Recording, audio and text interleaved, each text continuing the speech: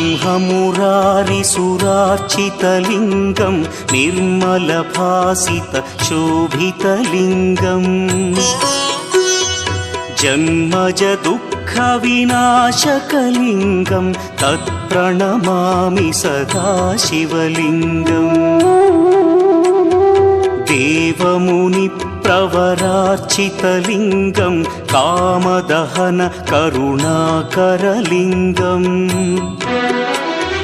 रावणदर्पविनाशकलिङ्गं तत्प्रणमामि सदा शिवलिङ्गम्